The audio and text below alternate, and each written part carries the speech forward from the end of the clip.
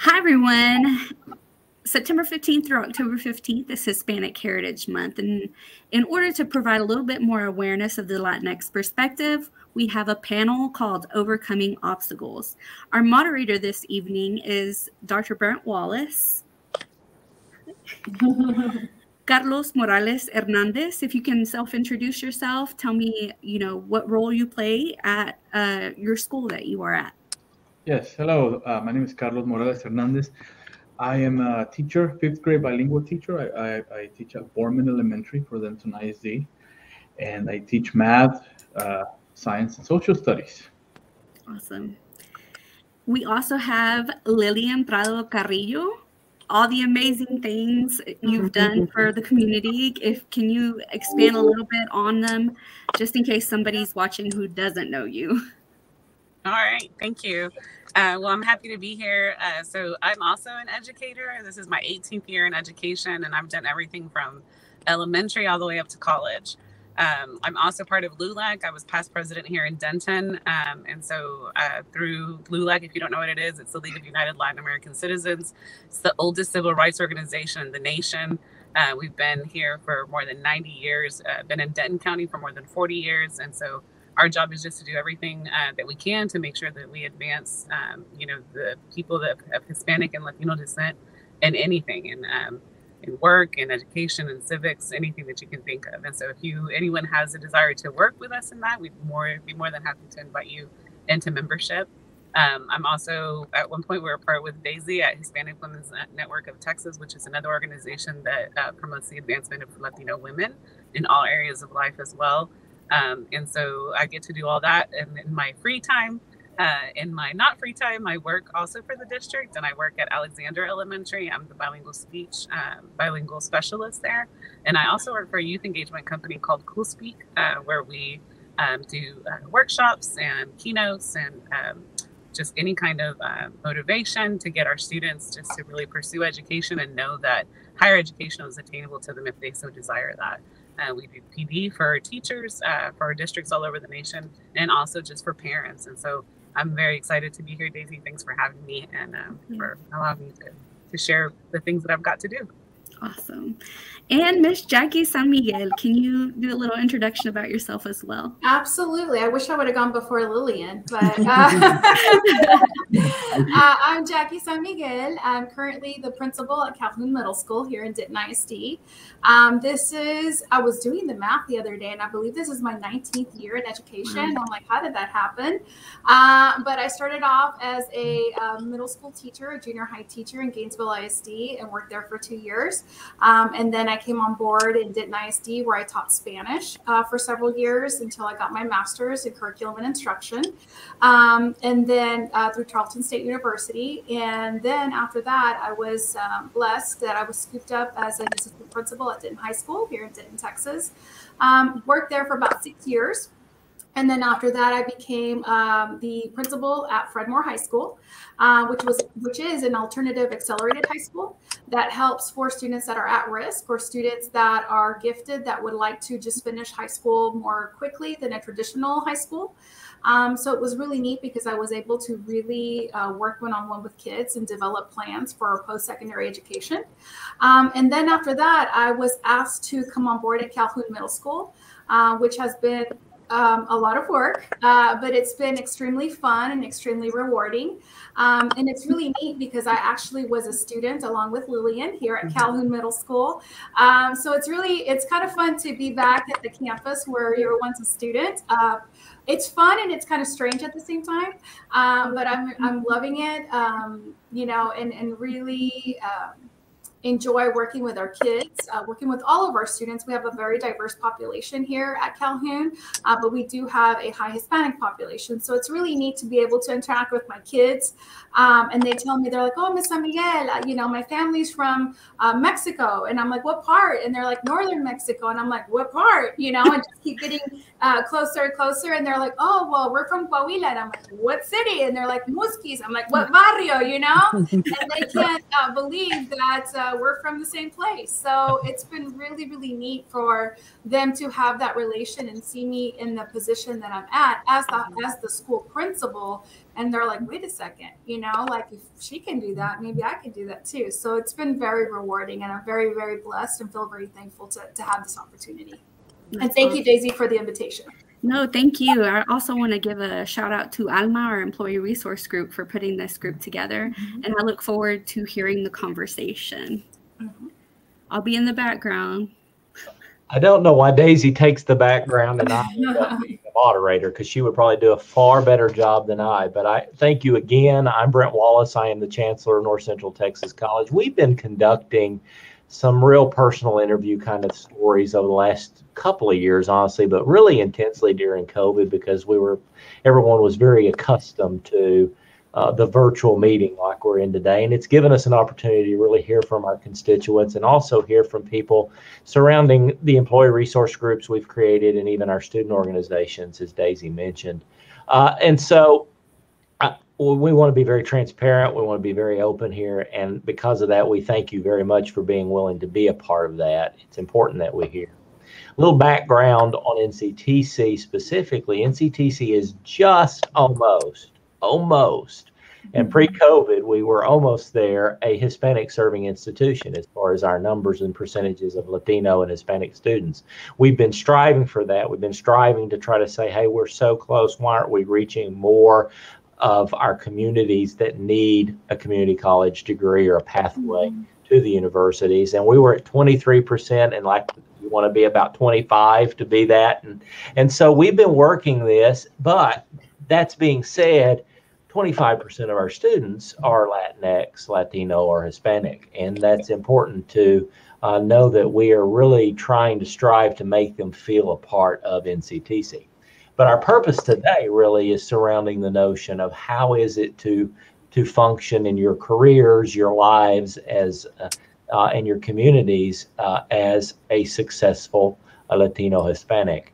Our first question is pretty broad because we each define it differently, but our first question to start the conversation is, how do each of you define the American dream?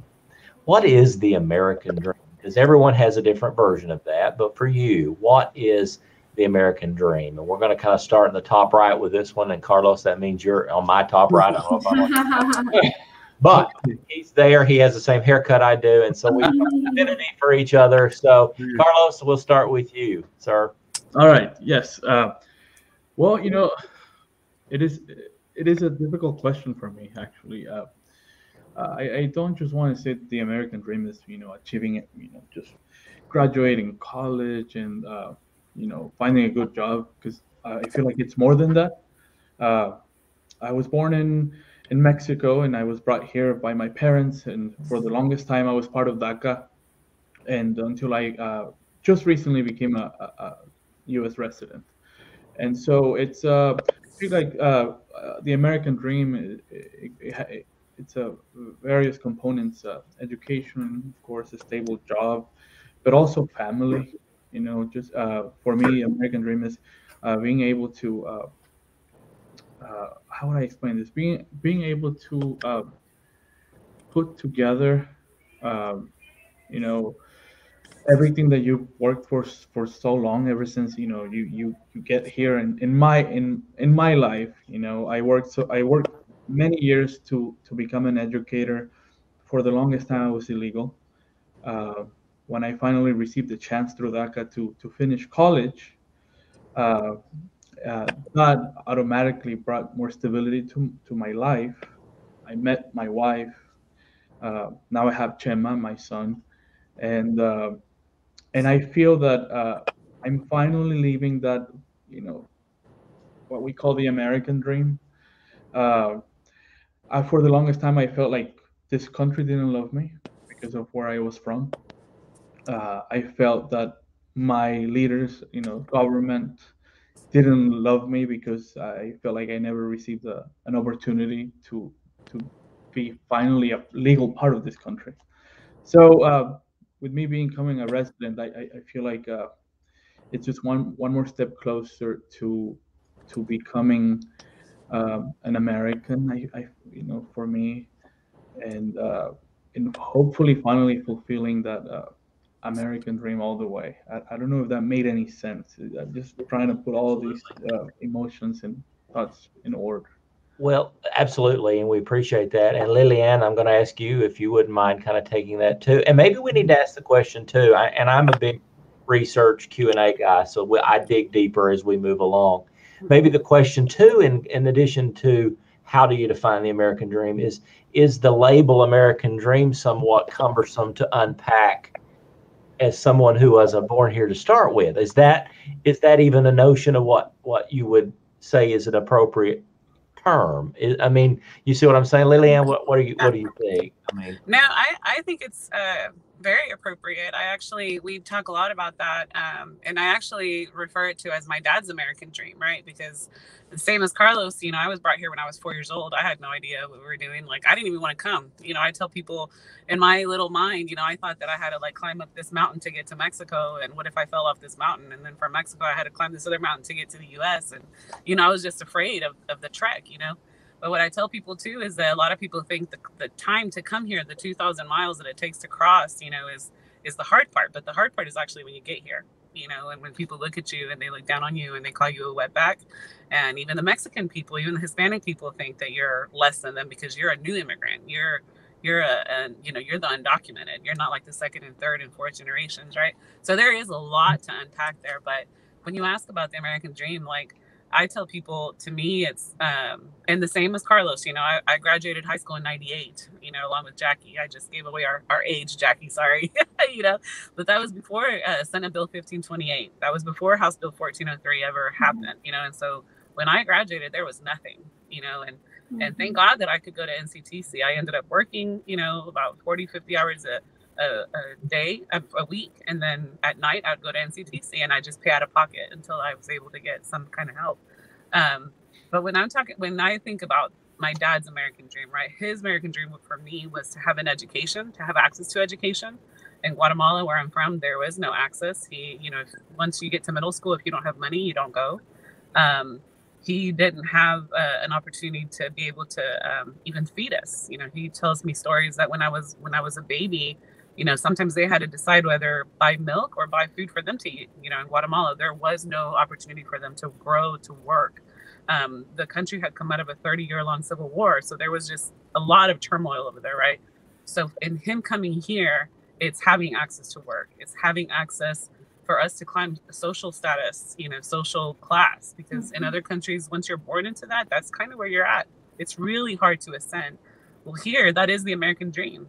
That somebody that can grow up on free and reduced lunch and can get a Pell Grant, can go to college, can have access to healthcare, can provide for their family, can change the trajectory of their entire life in one generation, which I think is exactly what my father and I did, right? So he brought me here. He allowed me to go to school. He had no idea about school, no idea how to even speak English. Like, even to this day, I make fun of him because he's like, the doctor, aquí está el doctor, and he tells the doctor, wait a moment, my daughter's speaking very good English, and I'm translating over the phone, right? And I'm like, Dad, but in that, by him bringing me here, making sure that I always, had education as a priority, always encouraged me and always made me just want to keep going and doing more, right? And in school, and then allowing me to go to school and then exposing me to places like NCTC, like UNT and the Upward Bound program, the TRIO programs, right? That were able to help me. Then going on to college, being the first in my family to graduate high school, to graduate college, to get a master's degree. And now my daughter's life is completely different than the life that I grew up in, right? Mm-hmm. My daughters will never know what it's like to have the electricity cut off, to not have healthcare, to be alone, at home, because both of my parents are working. And so I think all of that encompasses the American dream. To me, the way that I've kind of taken my dad's and mine now is that I have the freedom of speech to fight for whatever I believe in, that I have a government that has to be accountable to me, and to the people that I'm going to organize, right?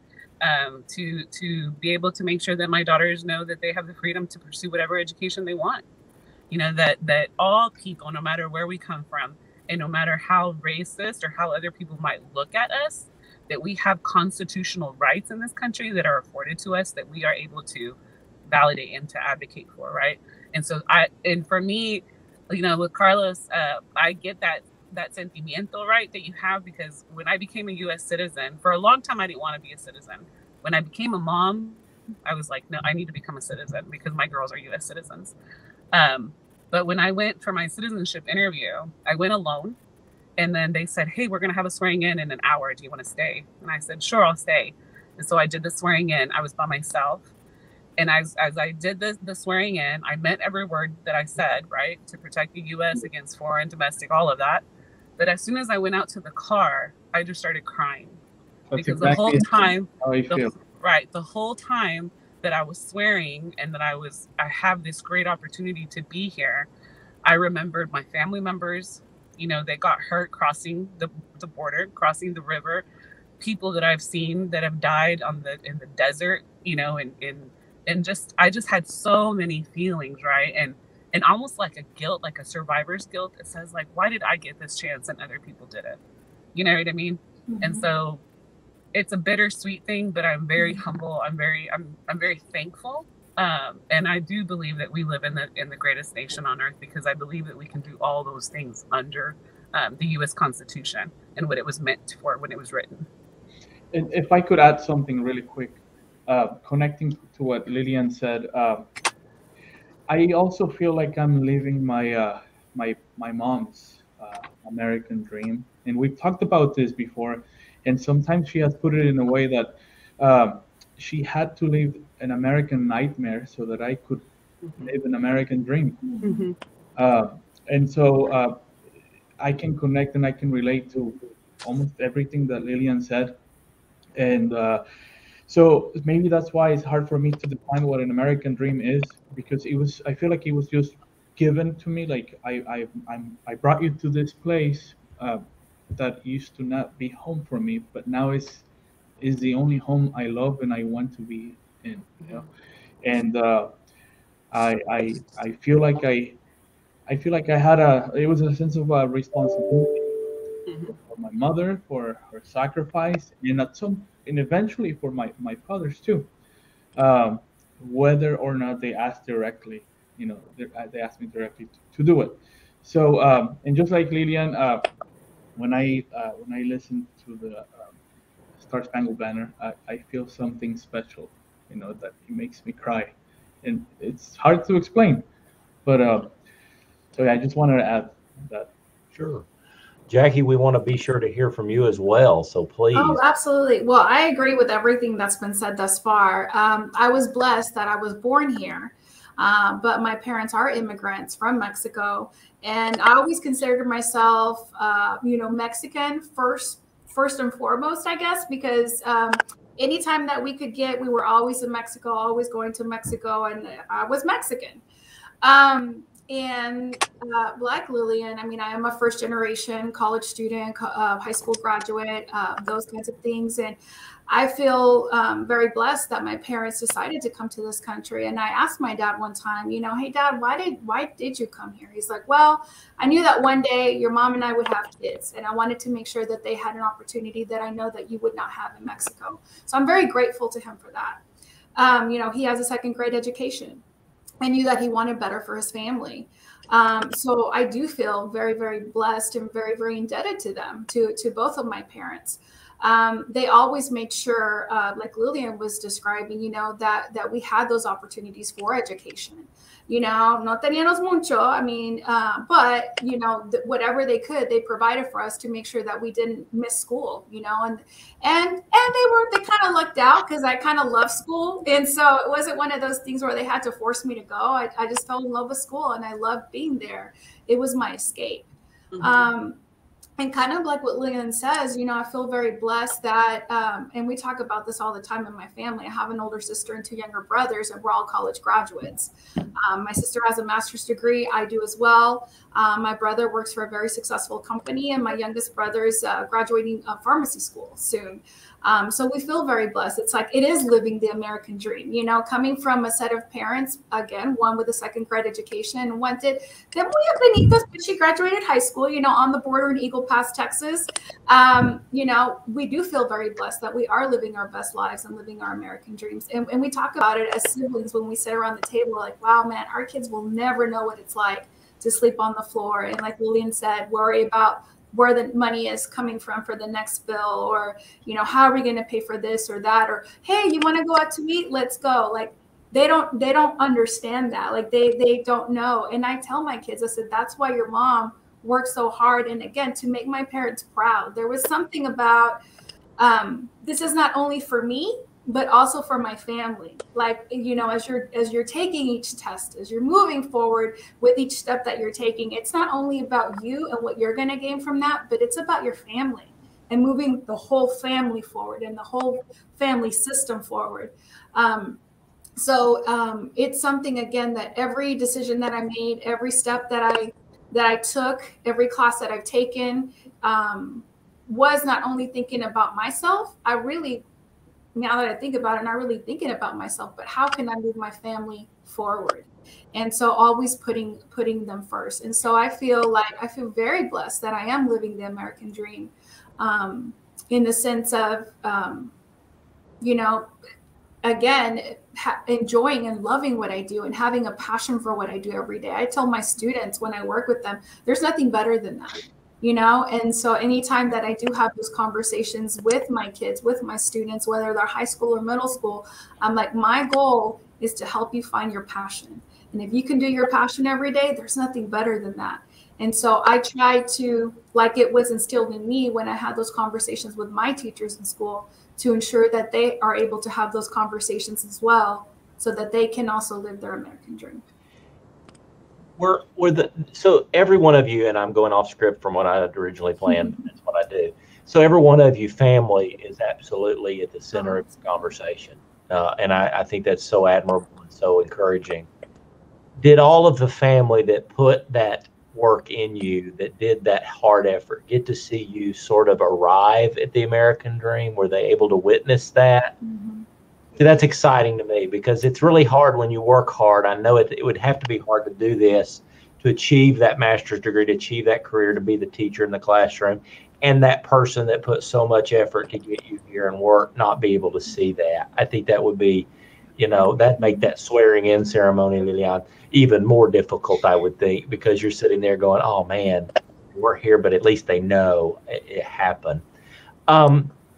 We're kind of in a, I mean, all you have to do is flip on the news and you see drama, you see conflict, you see neighbor against neighbor almost anymore. And this notion of civil disrest again, if you please, on so many levels.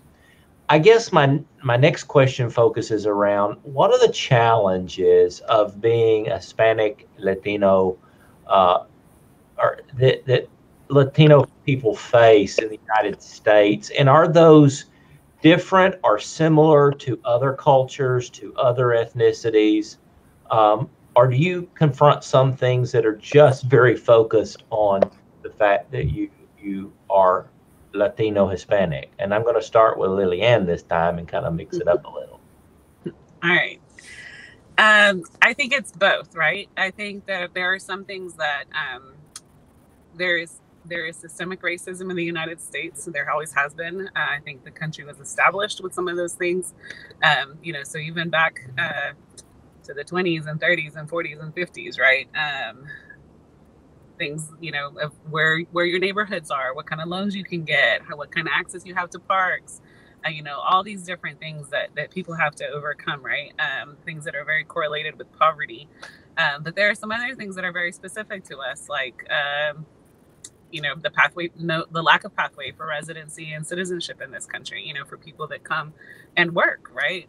For many, many, many years, when I was young, you know, people said, oh, you know, these people, I just don't understand why they don't just get in line and wait for, like, you know, get in line and do things the right way. And I would just kind of sit there and I would listen. And once I got the courage, I said, well, can you explain to me what the right way is? You know, because they had no idea. They thought they were talking about other people. Oh, it's not people like you, Lillian. It's those other people. Oh, really? Because when I was 4 years old, I crossed the rivers on the shoulders of a coyote when my dad brought my sister over and myself, right? And so they were kind of astonished. Wow, and you speak English so well. Yes, and I speak Spanish just as well. You know, I've been here for a long time, you know, and so I would have to explain, you know, that there is no pathway, that the only reason a lot of people got to fix their papers was because there was an amnesty in the 80s, right? And that nothing like that has ever happened again. And if you didn't have the money to pay an attorney to file those fees, those immigration fees, that cost thousands of dollars, you couldn't even get your residency back then, right? And so I think those are very specific to the Latino community. We have racism just like our African American brothers and sisters. We have colorism, you know, in the Latino community, you know, where if you're a lighter skinned Latino, then you're going to be able to kind of interject and go into places and not be seen as anything different. You know, you can always pass off as white. And for much of the applications that we fill out, you know, our race is white. There is no option.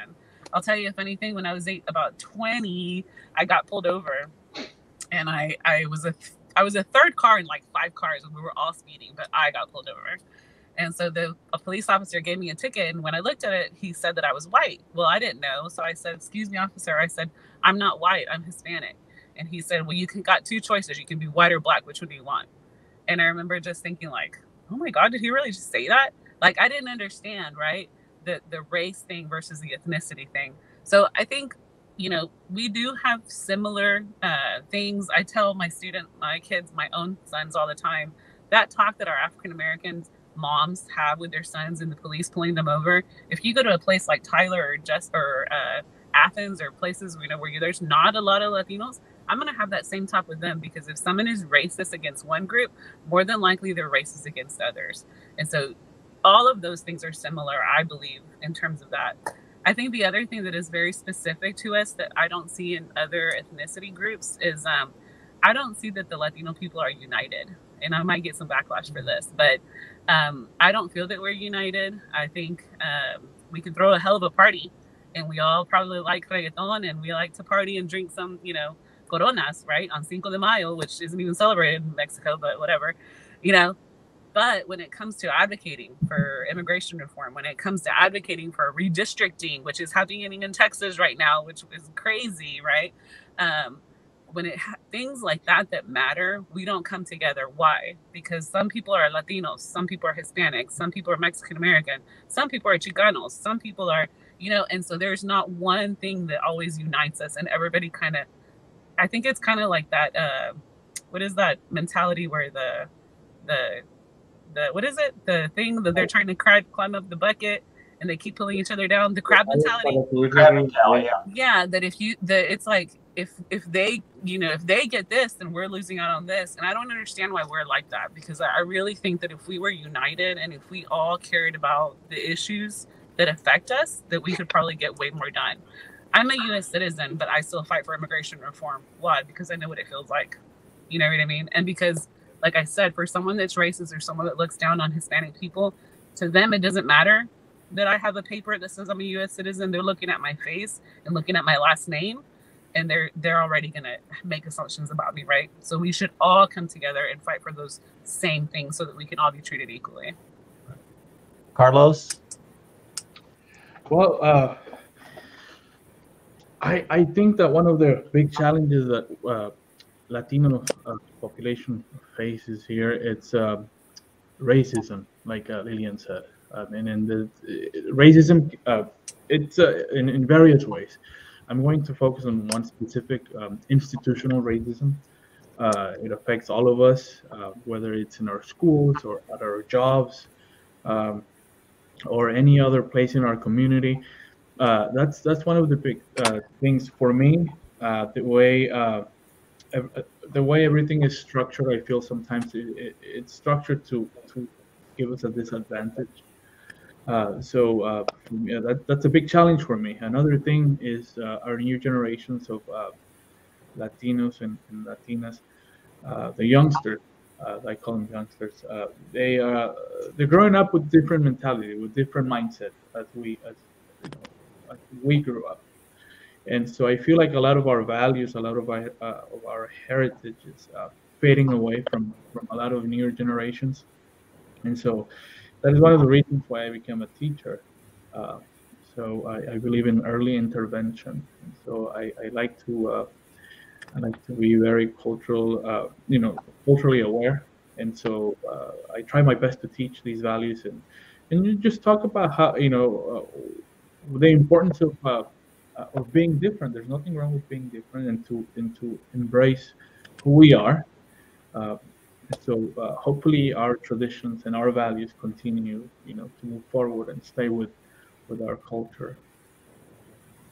Jackie? I agree with Lillian, with Lillian and Carlos, what they're both saying. I mean, I see it a lot even in my profession. A lot of times as kids, we're trying to fit in, and trying to figure out where we fit in. What I'm seeing a lot of right now is the language, the loss of the language.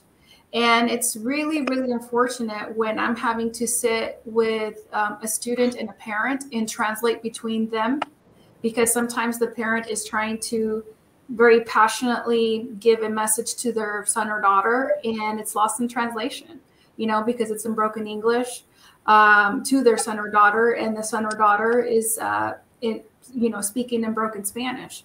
And a lot of that is them trying to assimilate to the American culture, and what they're watching and what they're doing, and trying to figure out where they fit in.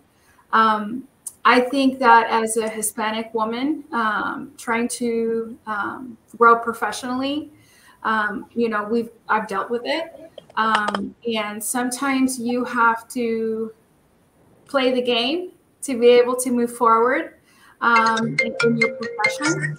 So you kind of learn that. As you're growing, to kind of carry yourself in a certain way and speak in a certain way, until more people can come together, like Lillian was talking about, to be able to move us as a people forward. And so I think that's still a work in progress, and there's still a lot to do. So that we can truly feel free to be ourselves. Jackie, I have a question to kind of follow up.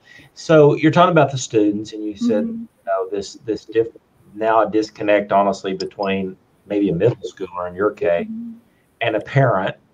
Are the parents the ones that are trying to transform their students out of a fear into a more, quote, Americanized narrative? Or is it the student instigating that shift? Because we run into parents sometimes that are like, learn not to be like us, out of their own insecurities or their fear. How is that working? Is that? I think that was more prevalent before, but right now I think just with all the bombardment that the kids are getting through social media, just all different types of online platforms, they're getting sucked in. And like Carlos was talking about, some of those traditions, some of those cultural things are being lost in the process. And for me, what I'm very passionate about, and I know Lillian is as well, I don't speak for you, but we're very passionate about where we come from in our culture and making sure that people know, yes, I'm American, but I'm also Hispanic, and being very vocal about that. I'm very evident about that, and working very hard because we know what it took to get here. Again, remembering where our families come from, where we come from, etc., and what the struggle was and still is. And I think sometimes the kids that I deal with forget that, and so it's a long, very in-depth conversation that I have to say, I'm like, baby, if you only knew, and let's talk about that. But sometimes that's lost as well because parents are working, sometimes 2 or 3 jobs. Kids are at home alone and they have access to all of this technology and, and being immersed in it. So again, losing the language, losing the traditions. And I don't think that the parents want it to happen, but it's happening. So, please go ahead. No, well, please. I was just, I think coming from the elementary world, I think it's also a lack of our parents understanding and knowing what they need to focus on sometimes. I think my dad, and really looking at a lot of hardworking, we have some hardworking people, and so they're trying to get a home, where their kids can live. They're trying to get them that car, and they're trying to help their kid keep up with the other kid at school and get the $150 shoes and the latest iPhone. And so sometimes they're trying to overcompensate for the things that they think that they didn't have and that they need right, to fit in. So what does that create? Then I have to work more so that I can buy them more, and then they're not at home. So then it's a lack of conversation. It's a lack of, I mean, I asked a third grader today, hey, what's your dad's name? And he's like, and I'm like, you don't know your dad's name, dude? You know, like, you know, because they call him dad. And you know, it's like, when I'm talking to parents, when I'm talking to them, right, and I share my story about me and my dad, like, I mean, my dad would spank me if I didn't go to school. Like, I was deathly afraid to miss the bus. And if I missed the bus, like, I knew that I better walk my, you know, happy tail to school or call somebody to give me a ride, because if I got home and I missed school, I would have a consequence, right? Well, I don't know that we discipline like that anymore. And I'm not advocating for spankings and stuff like that, although you need them, you know, but what I'm saying is there has to be a consequence, a hard consequence, right? And I think some of our Latino parents, especially recent immigrants that come, they're afraid to enforce, you know, they're afraid sometimes to not give them what they're working for, you know, which is these good things that, you know, that you have. And so that creates them just being absent from the home. So there's just like a different value in certain things. Not saying everybody, and I'm not generalizing, but those kids that I've seen that don't understand the value of a dollar, you know, that don't care that they're walking around in shoes that cost $200 when their mom had to work 10 hours cleaning toilets, you know, at some office building. You know what I mean? Those are the conversations that I want to have, and I have them with the parents and with the kids, because they need to know, well, I'm gonna quit one of my jobs, and I might not be able to give them the iPhone that they want, but I'm gonna be at home and I'm gonna read with them every day, and we might eat dinner, and I'm gonna make you put the phone away, and I'm gonna talk to you. You know what I mean? Like, and they're like, what? Talk? Like, talk is so important. That oral, you know, is so important. Right. Right. Yes. And then they want to speak like they text, and that's horrible. And I love what Jackie said, just professionally too. I mean, I'm right there with you. You know, I think we come with a different lens. Our world experience is just different, you know, and that can happen with any group, right? But there are sometimes, I know I was part of Leadership Denton, which is put on by the chamber here in Denton. And I remember being in a room with like 15 other, you know, just Caucasian people that were very educated, very, you know, involved, just good people, right? And they would be talking, and I'd be thinking like, what? Like, they're talking about Denton. And that was their Denton. And I was like, I have a completely different view of Denton. And we both live in the same place, but it's just completely different realities. And I think it requires more people to be bold and courageous and to share that, because they don't know what we're experiencing and we don't know what they're experiencing, you know, and we have to find a way to be courageous and come together. If I could say something, I think that happens, you know, with what Lillian was saying earlier about, you know, first generation, you know, students who graduate from college. And so now we became educated. And so we changed the whole, you know, our entire lives and the path that our family was having, and now we're into experiencing new things. And so we have kids, and like she said, our kids get to experience a whole completely different lifestyle. And so because because we're educated, we take value on those little things, like maybe I'll have enough time to be home with my kids so I can read with him or with her. And a lot of the first generation immigrants here lack that education, and so I feel like they don't understand, and so it's reflected in a lot of the youngsters, I feel like, nowadays. You know, we could spend an entire one of these on the influence social media has on just how they portray groups of people. And I asked this question years ago, or a couple of years ago, when we did a panel with African American, representatives from police force, several different groups, about, you know, the media, television, comedies, social media, and how that influences their own children and their own lives and how they represent. We could get into that and spend a lot of time, because I agree totally with what you're saying. There is this disconnect. I think it actually is making people become more disconnected with their culture than connected, and it's doing, honestly, a lot of damage. And it could be so well used if it was just tweaked. So I don't want to spend the whole rest of the time on that, but we could. So it may be Daisy has to give us another time for that. Another topic. That's right. But I do want to hone in on a couple of things I heard earlier. And I think, Jackie, you made the comment, so we'll start with you. Okay. You made a comment about representing and people seeing someone who has done well, who has raised the bar, who is a successful Latino, Latina woman. Is that important? I mean, is it important for students, for communities to see, represents in their culture in their communities? How really important is that? And then how have you all personally played a role in that? We're hearing a lot about what you're doing in your work and community, but what does that mean? I mean, I think it's extremely important. I've been with this new role being at Calhoun. It has allowed me to make connections with parents. A lot of times our Latino families are intimidated to come to school, and to be involved in the school, especially as the kids get older. I saw it in the high school a lot, and I see it in the middle school. But once they found out that Miss San Miguel was over here and that she spoke Spanish, and oh my God, she's approachable. I mean, I have them at my door, and I'm like, come on in, let's talk about it. What's going on? What's happening? So I absolutely think it's imperative, that we get more people in roles of leadership that represent our population. So it has been very beneficial for my families to feel more connected to school.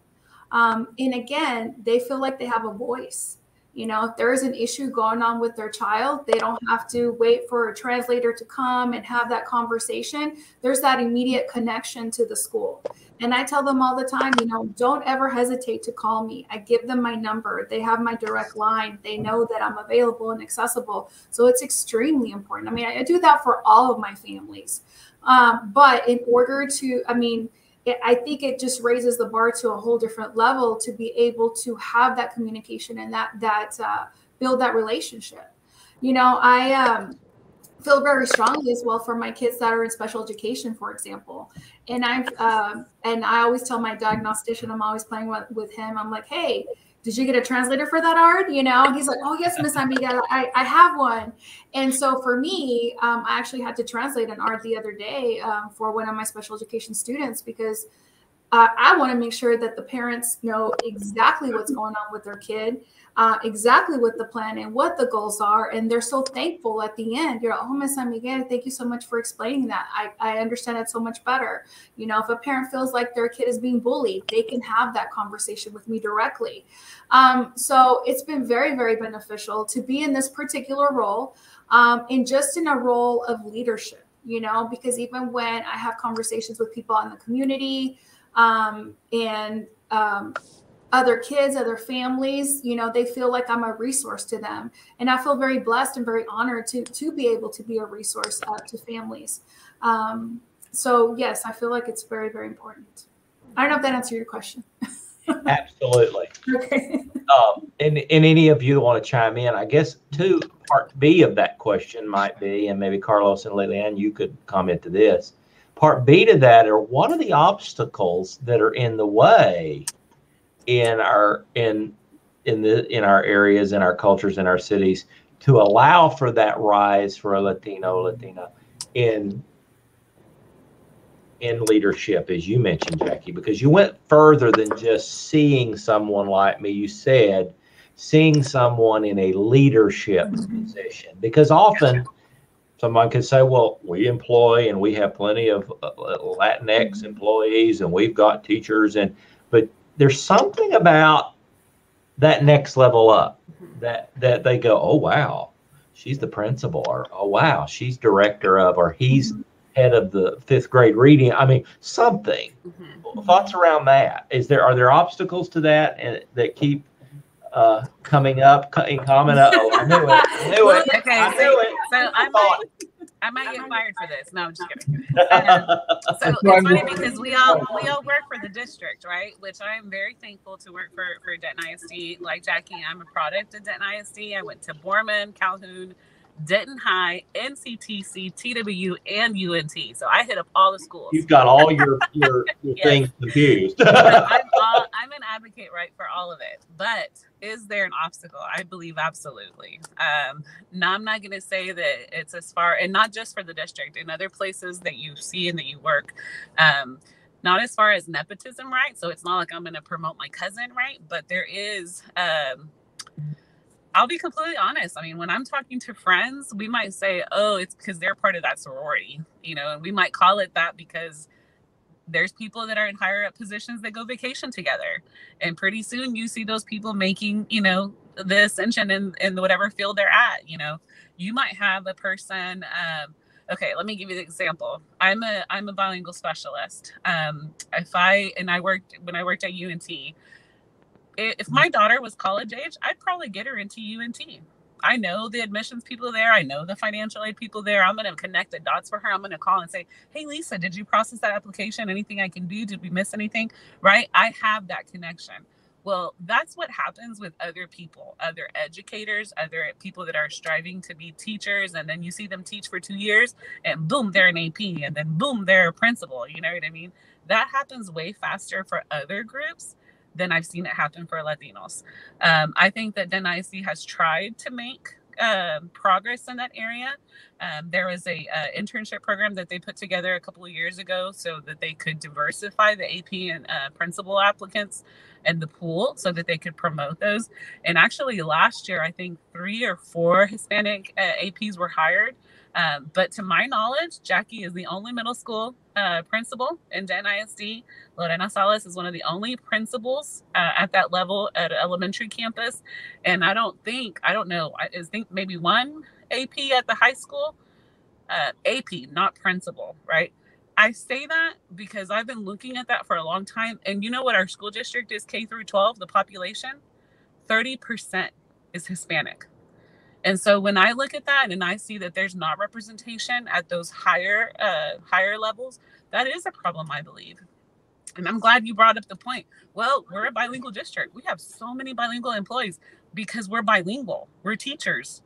But it's not the leadership of the school. It's not the people that are setting the trajectory of the school. It's not people that are setting the culture of opening doors to allow our parents in, to have open houses, to teach ESL classes, to teach citizenship classes. You know what I mean? To bring that community in. And so is it important? Absolutely. Going back to your first question, it was super important for me. My kindergarten teacher was bilingual. I kept in touch with her forever. Ms. Zamudio. She's already retired from the district. But to me, that's who I always went back to. Even as a high school helper, as a college graduate, I went back to her.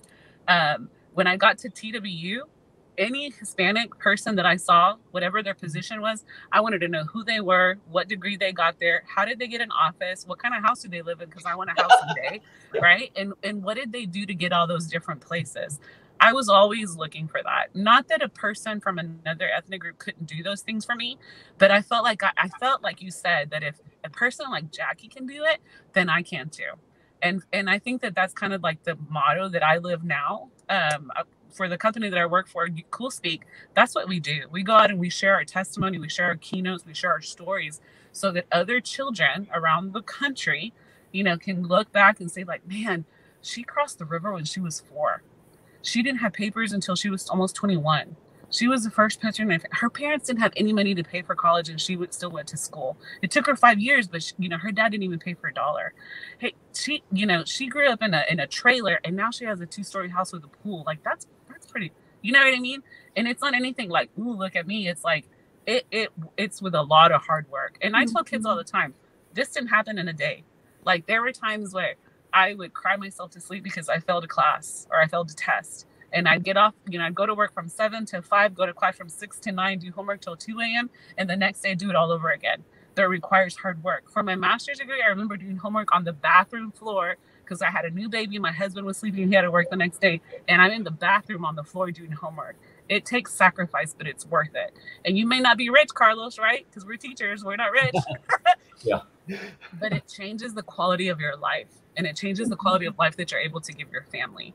So is it worth it for us to be out there in the front? Absolutely. Is it important for us to share our story? Absolutely. Carlos, I mean, we don't want to leave you out on this one. Well, you know, for me, as a teacher and working with, you know, fifth graders, it's a good feeling whenever they tell me, Mr. Morales, you remind me of my dad. I can relate to them at a very personal level. I grew up here in this area, the Dinia area, and I also went to Cajon. And so for them to, whenever they ask me, where did you grow up? I was like, I grew up here. I used to come to play soccer here right behind the school, you know, and for me to able to let them know, hey, when I was a kid, both my parents had to work. Hey, when I was your age, you know, my parents were going through, you know, rough times. My parents got divorced at some time. So being able to connect to them in terms of, hey, when I was a kid, in December, my mom used to take me to these events, you know, through churches, community churches, or through the police department, or through a certain school for me to be able to get a Christmas present because we didn't have enough money for that, you know.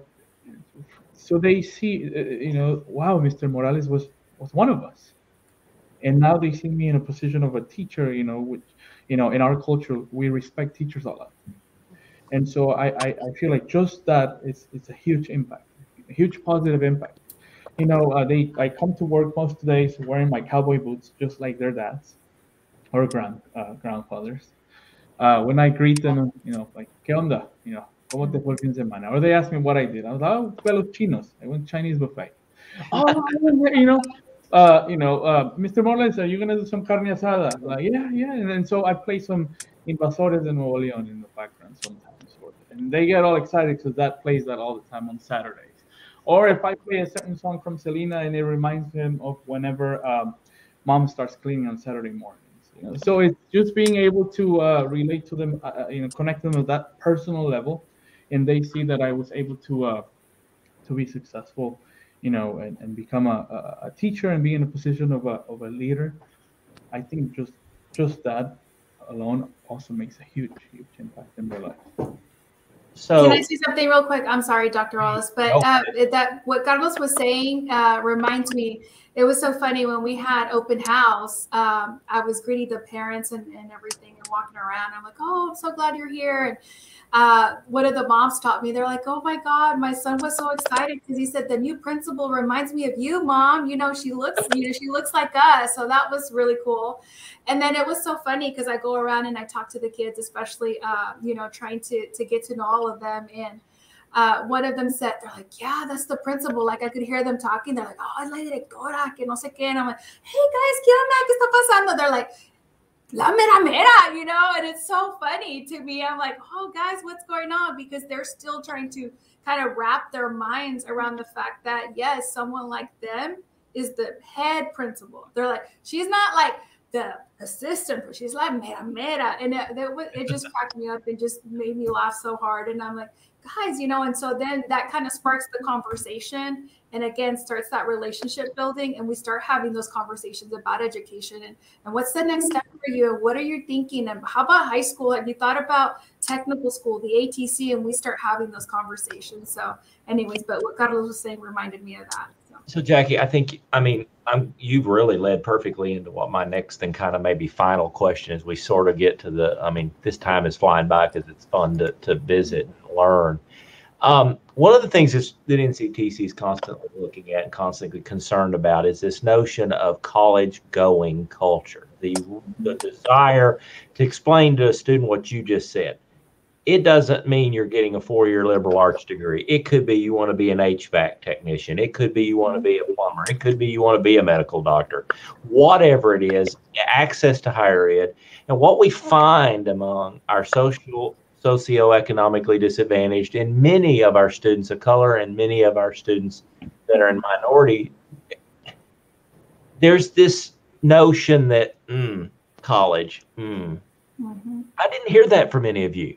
I heard the contrary. I heard each of you say, we had a home president that said, yeah, you go to college. Yes, we want you to be educated. Yes, it's important.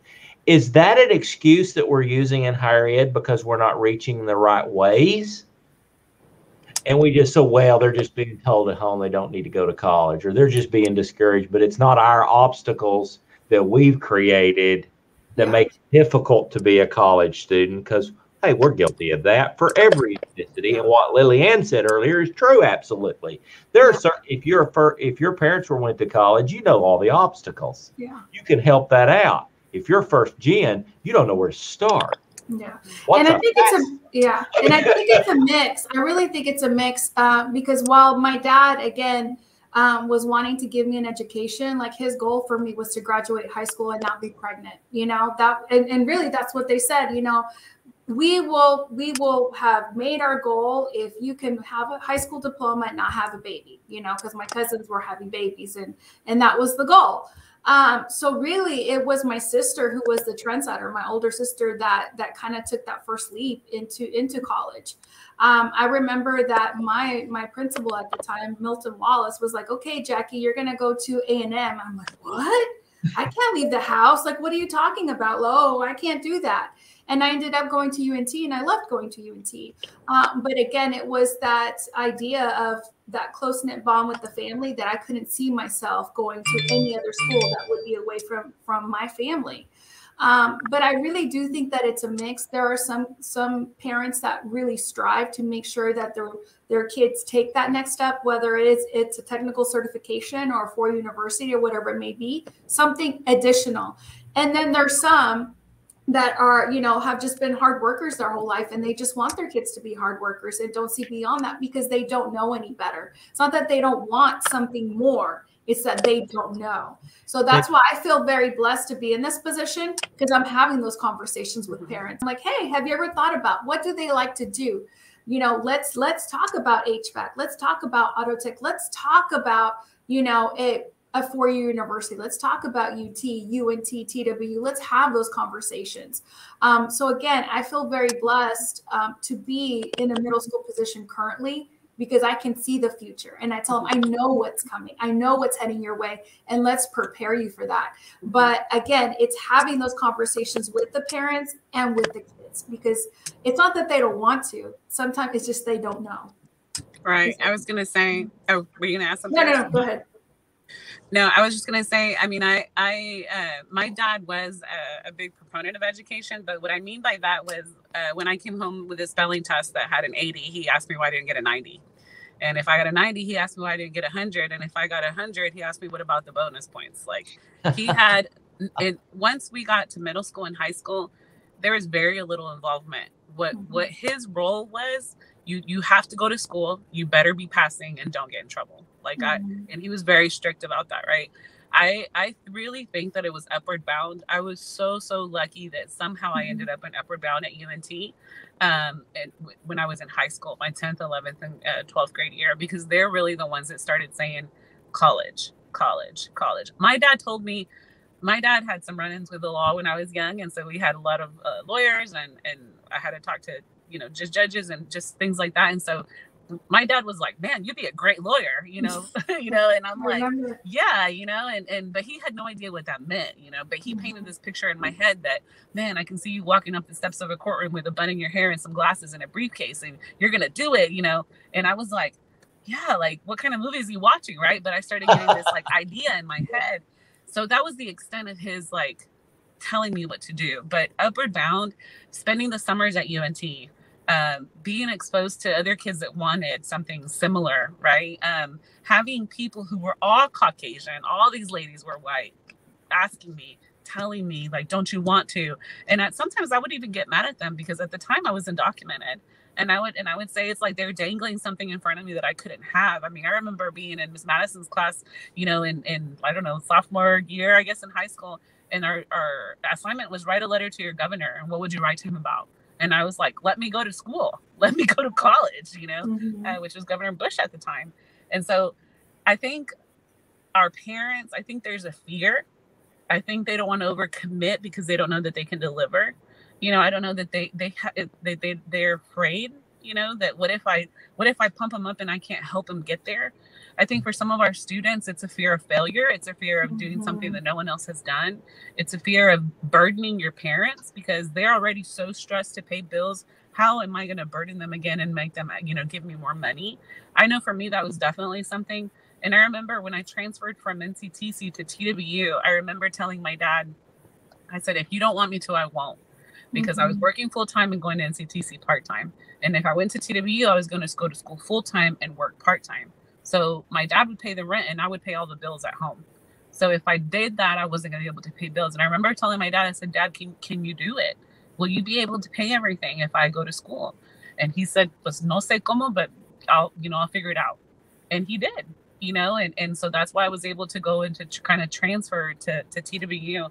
But I never wanted to be a burden on my dad. I never asked him for a single dollar for college, and I tell students that all the time. It did take me 5 years, but my dad didn't pay a single dollar. And it wasn't because he didn't want to. It's because he had to send money to Guatemala. He had to pay bills here. He had to keep food on the table, right? And the whole time it was work study. It was loans, it was scholarships. It was just working and paying out of pocket, whatever I could find. And so it is doable. And I don't think kids know that it's doable like that. They hear scholarships and they're like, oh, I have to be smart. And I'm not top 10% of my class, so I can't do that.